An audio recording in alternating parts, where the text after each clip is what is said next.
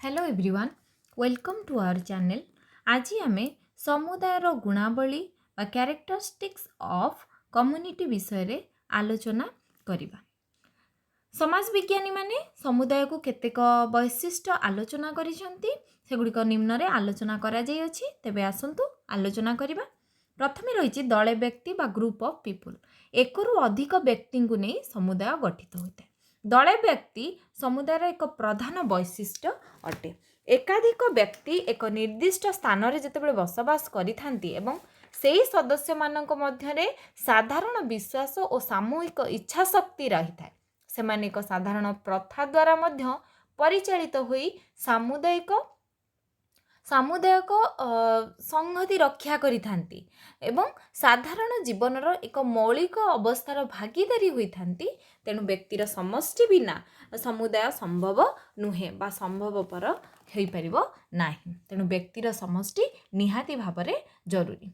तापर पॉइंट रहउची निर्दिष्ट अंचल बा डेफिनाइट लोकालिटी। एक अंचल रे प्राकृतिक परिवेश रु ही समुदायर सृष्टि होइଥାଏ।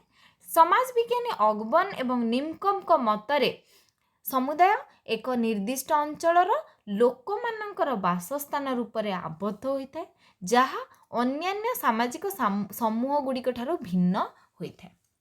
अगबन एवं निमकम कहते कि समुदाय सब एक निर्दिष्ट अंचलर लोक मानकर बासस्थान उपर ही रूप में आबद्ध होता है जहाँ अन्यान्य सामाजिक समूह गुड़िक ठारू भिन्न होता है। तेणु निर्दिष्ट अंचल जो समुदायर एक प्रमुख वैशिष्ट्य अटे। निर्दिष्ट अंचल हूँ समुदायर एक प्रमुख वैशिष्ट्य। यही वैशिष्ट्यटी बहु आदिम कालरू बा बहु पूर्वर चली आसुची जहाँकि अद्यावधि वैशिष्ट्यटी जनबसति स्थापन करने एक प्रमुख भूमिका मध्य ग्रहण करिअछि। तापर पॉइंट रे कहूँ सामुदायिक मनोभाव बा कम्युनिटी सेंटिमेंट। सामुदायिक मनोभाव कहले जात भाव को बुझाई थाए। सदस्य मानक मध्यरे परिचित सचेतनता माध्यम रे समुदायर एही जो जात भावटी गढ़ी उठी थाए। कहा द्वारा गढ़ी उठी थाए? सदस्य मानक मध्यरे परिचित हेबा एवं सचेतनता माध्यम रे जात भावटी गढ़ी उठी थाए। केवल निर्दिष्ट अंचलर एवं व्यक्ति विशेषकर अवस्थिति को नहीं समुदायटी गढ़ी उठी न थाए।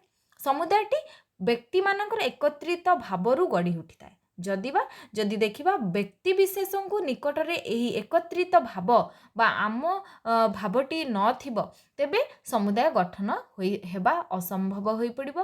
बा समाज विज्ञानी माकाइवर एवं पेज को मतरे समुदाय एक सर्वसाधारण वास करुथिबा स्थान को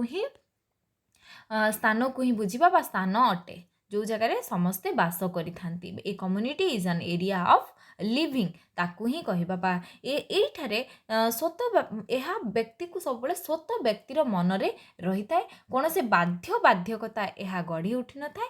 एही भावटी आम भावना परस्पर निर्भरशीलता अंशग्रहण और सामुदायिक नियंत्रण ही सुदृढ़ होई थाए।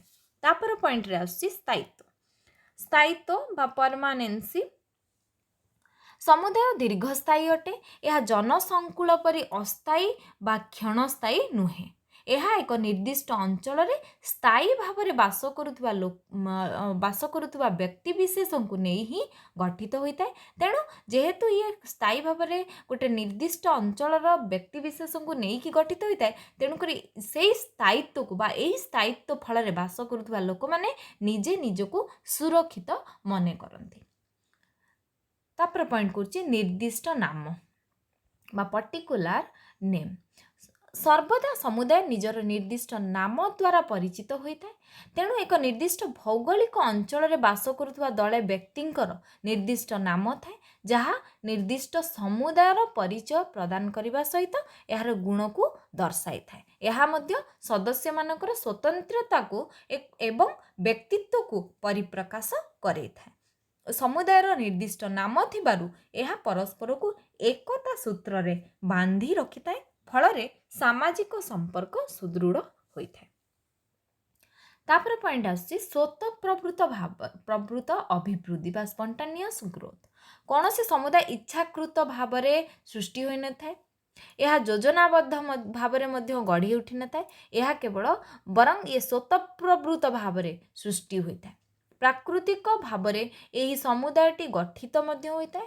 ଏହା ଏକ ନିର୍ଦ୍ଦିଷ୍ଟ ଭୌଗୋଳିକ ଅଞ୍ଚଳରେ ଏକାଧିକ ବ୍ୟକ୍ତି ବାସ କରି ନିର୍ଦ୍ଦିଷ୍ଟ ଉଦ୍ଦେଶ୍ୟକୁ ସାଧନା କରିବା ପରିବର୍ତ୍ତେ ପ୍ରତ୍ୟେକଙ୍କର ମୌଳିକ ଆବଶ୍ୟକତା ଗୁଡ଼ିକ ପୂରଣ କରିବା ନିମନ୍ତେ ପ୍ରଚେଷ୍ଟା ମଧ୍ୟ କରିଥାନ୍ତି। ପ୍ରତ୍ୟେକ ମନୁଷ୍ୟ ଜାଣିଶୁଣି ଏହାର ସଦସ୍ୟତା ଗ୍ରହଣ କରିନଥାନ୍ତି, ଆପଣା ଛାଏଁ ଏହାର ସଦସ୍ୟତା ଗ୍ରହଣ କରିନେଇଥାନ୍ତି। ଯେହେତୁ ସେମାନେ ଗୋଟିଏ ଏକ ନିର୍ଦ୍ଦିଷ୍ଟ ଭୌଗୋଳିକ ଅଞ୍ଚଳରେ ଏକାଧିକ ବ୍ୟକ୍ତି ବାସ କରୁଥାନ୍ତି, ତେଣୁ ଆପଣା ଛାଏଁ ଏହାର ସଦସ୍ୟତା ଗ୍ରହଣ କରିନେଇଥାନ୍ତି ଓ ଏହାର ବିକାଶ ଦିଗରେ ସଚେତନ ହୋଇଥାନ୍ତି। ତାପରେ ପଏଣ୍ଟ ଆସୁଛି ସମାନତା ବା ଲାଇକନେସ୍।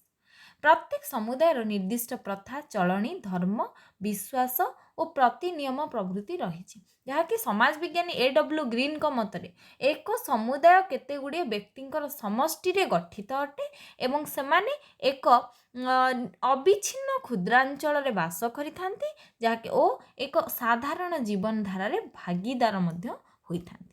ତେଣୁ ସମୁଦାୟର ପ୍ରତ୍ୟେକ ସଦସ୍ୟ ସାମୁଦାୟିକ ଭାବଧାରା ଓ ମୂଲ୍ୟବୋଧ ଦ୍ୱାରା ପରିଚାଳିତ ଓ ନିୟନ୍ତ୍ରିତ ହୋଇଥାନ୍ତି। ପ୍ରତ୍ୟେକ ସମୁଦାୟର ଭାଷାର ସାଦୃଶ୍ୟତା ମଧ୍ୟ ପରିଲକ୍ଷିତ ହୋଇଥାଏ, ଯାହା ଉତ୍ତମ ବୁଝାମଣାରେ ସାହାଯ୍ୟ କରିଥାଏ। ତାପରେ ପଏଣ୍ଟ ଆସୁଛି ବ୍ୟାପକ ଲକ୍ଷ୍ୟ ବା ୱାଇଡର ଏଣ୍ଡସ୍। ସମୁଦାୟ ସବୁବେଳେ ବ୍ୟାପକ, କାହିଁକି ନା କୌଣସି ସମୁଦାୟ ଏକ ନିର୍ଦ୍ଦିଷ୍ଟ ଲକ୍ଷ୍ୟକୁ ନେଇ ଗଠନ କରାଯାଇନଥାଏ। ସମୁଦାୟର ଲକ୍ଷ୍ୟ ସବୁବେଳେ ବ୍ୟାପକ ଅଟେ, ଏଠାରେ କୌଣସି ପ୍ରକାର ନିର୍ଦ୍ଦିଷ୍ଟ ଲକ୍ଷ୍ୟ ନଥାଏ।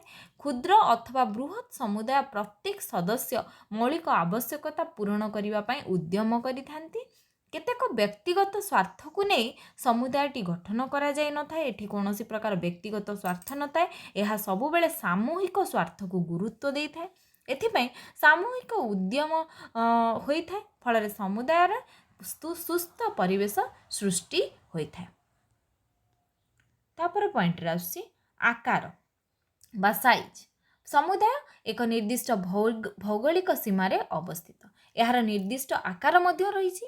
ଏହା କ୍ଷୁଦ୍ର ଯଥା ଗ୍ରାମ ଅଥବା ବୃହତ୍ ଯଥା ସହର, ରାଷ୍ଟ୍ର ବା ବିଶ୍ୱ ସମୁଦାୟ ହୋଇପାରେ। ଆମେ ଯଦି ଦେଖିବା, ଏହା କ୍ଷୁଦ୍ର ମଧ୍ୟ ହୋଇପାରେ, ଏହା ବୃହତ୍ ମଧ୍ୟ ହୋଇପାରେ। ଏହା କ୍ଷୁଦ୍ର ହେଲେ ଗ୍ରାମ ହୋଇପାରିବ ଅଥବା ବୃହତ୍ ହେଲେ ସହର, ରାଷ୍ଟ୍ର। ଏ ସବୁକୁ ଆମେ କହିପାରିବା ଗୋଟେ ଗୋଟେ ସମୁଦାୟ, କିନ୍ତୁ ଇଏ ଗୋଟେ ଆକାର ବା ଏହାର ନିର୍ଦ୍ଦିଷ୍ଟ ଆକାର ରହିଛି। ଏହି ନିର୍ଦ୍ଦିଷ୍ଟ ପରିସୀମା ଦ୍ୱାରା ସମୁଦାୟର ରୂପରେଖ ଜଣାପଡ଼ିଥାଏ, ଯାହାକି ଏକ ଭାବଗତ ପରିବେଶ ମଧ୍ୟ ସୃଷ୍ଟି କରିଥାଏ। ପ୍ରତ୍ୟେକ ସମୁଦାୟ ଆକାର ଦ୍ୱାରା ହିଁ ପରିଚିତ ହୋଇଥାଏ ଏବଂ ପ୍ରତ୍ୟେକ ସଦସ୍ୟଙ୍କ ମଧ୍ୟରେ ଏକତ୍ୱ ବୋଧ ସୃଷ୍ଟି କରିପାରିଥାଏ। ତାପରେ ରହିଛି ନିୟନ୍ତ୍ରଣର ପଦ୍ଧତି ବା ସିଷ୍ଟମ୍ ଅଫ୍ ରେଗୁଲେସନ୍। ପ୍ରତ୍ୟେକ ସମୁଦାୟର ନିର୍ଦ୍ଦିଷ୍ଟ ନୀତି ନିୟମ ରହିଅଛି, ଯାହାକି ସମୁଦାୟର ପ୍ରତ୍ୟେକ ସଦସ୍ୟଗଣକୁ ସୁନିୟନ୍ତ୍ରିତ କରିଥାଏ। ନିର୍ଦ୍ଦିଷ୍ଟ ଅଞ୍ଚଳରେ ଯେହେତୁ ଗଠିତ ହୋଇଥିବା ସମୁଦାୟରେ ନିର୍ଦ୍ଦିଷ୍ଟ ପ୍ରଥା, ପରମ୍ପରା, ଲୋକନିୟମ ଓ ପ୍ରଚଳିତ ପଦ୍ଧତି ଗୁଡ଼ିକ ରହିଅଛି, ଯାହା ପ୍ରତ୍ୟେକ ସଦସ୍ୟଙ୍କୁ ଦୈନନ୍ଦିନ ଜୀବନ ପରିଚାଳିତ କରିବା ନିମନ୍ତେ ସ୍ୱାଧୀନତା ଦେବା ସହିତ ବ୍ୟବହାର ଏବଂ କାର୍ଯ୍ୟକଳାପ ଗୁଡ଼ିକୁ ନିୟନ୍ତ୍ରିତ କରିଥାଏ। ଏହା ଫଳରେ ଏକ ସମୁଦାୟ ତାର ଧାରାବାହିକତାକୁ ରକ୍ଷା କରିଥାଏ ଏବଂ ବ୍ୟକ୍ତିର ମୌଳିକ ଆବଶ୍ୟକତା ପୂରଣ ହୋଇପାରିଥାଏ। ତେଣୁ ସମୁଦାୟ ସାମାଜିକ ଅବସ୍ଥାର ବିଭିନ୍ନ ବିଭାଗ ଗୁଡ଼ିକୁ ଗୁରୁତ୍ୱ ପ୍ରଦାନ କରିଥାଏ। ନିର୍ଦ୍ଦିଷ୍ଟ ପରିସୀମା ଓ ବ୍ୟକ୍ତିବିଶେଷ ଏବଂ ସେମାନଙ୍କର ଭାବଗତ ସମ୍ପର୍କକୁ ନେଇ ଗଠିତ ସମୁଦାୟ ବ୍ୟକ୍ତିକୁ ଶୃଙ୍ଖଳିତ କରିବା ସହିତ ନିରାପତ୍ତା ମଧ୍ୟ ଯୋଗାଇଥାଏ। ଇଏ ଥିଲା ଆଜିର ବିଷୟବସ୍ତୁ। ଯଦି ଭିଡ଼ିଓଟି ଭଲ ଲାଗିଥାଏ ତାହେଲେ ଲାଇକ୍ କରନ୍ତୁ, ସେୟାର କରନ୍ତୁ। ଯଦି ଚ୍ୟାନେଲକୁ ସବସ୍କ୍ରାଇବ୍ କରିନାହାନ୍ତି, ପ୍ରଥମେ ଚ୍ୟାନେଲକୁ ସବସ୍କ୍ରାଇବ୍ କରିନିଅନ୍ତୁ, ଯାହାଫଳରେ କି ଆପଣମାନଙ୍କ ପାଖରେ ଆମର ନ୍ୟୁ ଭିଡ଼ିଓର ନୋଟିଫିକେସନ୍ ପହଞ୍ଚି ପାରିବ। Thank you.